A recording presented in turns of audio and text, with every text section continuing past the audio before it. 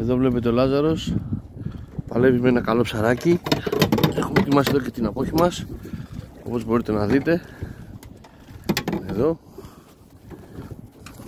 βλέπετε και οι κύριοι παλεύει.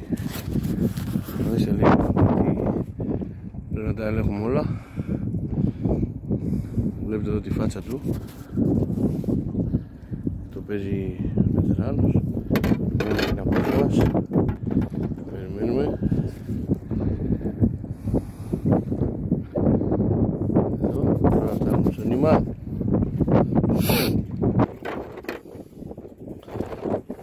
Έλα.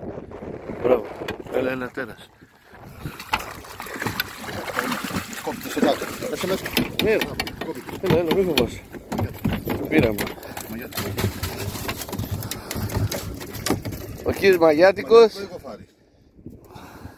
Μου κοφάρει. Μου τ' άκουσε. Και πολύ άντεξε το κοφάρι. Και πολύ άντεξε.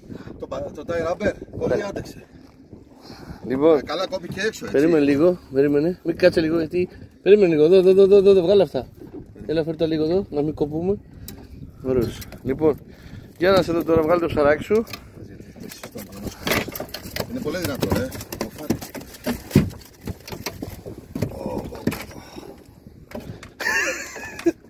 Λοιπόν, ήταν το σταμάτημα του Λαλούκου αυτό. Δεν ξέρεις άλλο ποτέ. Δεν ξέρω. Λοιπόν, παιδιά, βλέπετε εδώ ο Λαδάσκαλος μας σταμάτησε σε ένα σημείο πολύ δυνατό και πήρε ένα ψάρι πολύ καλό.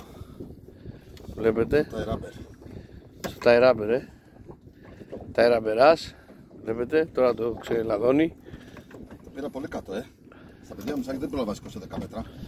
Τσακιστρώνει, βλέπετε. Άμα το πήζα θα κοβόταν, τσάκι, το είδες. Ναι. Αυτός πήγαμε την απόχη. Δεν έβγαινε, λες και ήξερα την πήρα. Λοιπόν, για πες. Ωραίο. Τι έχεις να πεις. Τριάρι, τεσσάρι. Ωραίος. Λοιπόν, άντε, καλό φάγο τώρα κοντά.